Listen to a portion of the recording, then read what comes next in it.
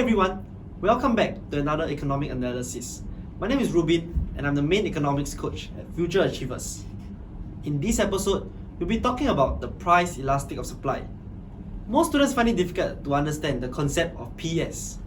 Mainly, PS is split into more than 1 and less than 1. When the PS value is more than 1, it means that the supply is price elastic. When the PS value is less than 1, it means that the supply will be price inelastic. So, how do we know whether the PS value is more than 1 or less than 1? An easy way to remember will be whenever there's an increase in the demand for certain goods and services, how easy it is for producers to increase their supply. If producers can easily increase their production, it means that my PS is more than 1, that the supply will be price elastic. However, if producers find it difficult to increase the supply, it means that my supply will be price inelastic, and in that case, my PS value will be less than 1. There are 4 main determinants that affect the value of PS. They are factor mobility, stocks and spare capacity, the length of production period, and time period. In this episode, I'll be mainly covering 2 determinants: factor mobility and the length of production period. If the factor mobility were to be high, it means that the resources can be easily transferred from one industry to another. In that case, whenever there's an increase in the demand for that certain goods, producers can easily increase their production. In that case, the supply will be price elastic. However, if there is low factor mobility such that resources are difficult to shift from one industry to another, in that case, whenever there's an increase in the demand for certain goods and services, the supply will be price inelastic, where the PS value will be less than 1. For length of production period, the same concept applies.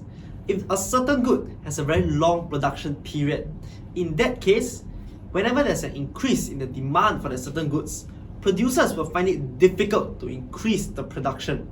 In that case, the supply will be price inelastic, where the PS value is less than 1. However, if that certain good has a very short production period, it means that producers can easily increase their supply whenever there's an increase in the demand. In that case, your supply will be price elastic, where the PS value will be more than 1. The usefulness of PS is to measure how much does price increase by whenever there's an increase in demand. If there's a very sharp increase in price whenever there's an increase in demand, it means that my supply is price inelastic. And if the price were to increase just a little bit whenever there's an increase in demand, it means that my supply is price elastic. And both of these can be represented on a graph seen here. Do remember that the graph where the PS, both elastic and inelastic, can be displayed in one single graph. And with this graph, you are able to measure how much does price change by based on the different elasticity. Do remember that a PS less than 1 will represent a steep supply line, while PS more than 1 will be represented on the graph by a gentle supply line. In the next episode, we'll be covering the topic of market failure, where most students actually struggle with this. We'll be sharing on the different sources of market failure and the different policies to actually curb it. If you would like to learn more about elasticity or economics in general, visit us at www.futureachievers.com.sg for more information on economics and elasticity. We are also having a free trial class if you would like to learn more about our classes. Thank you.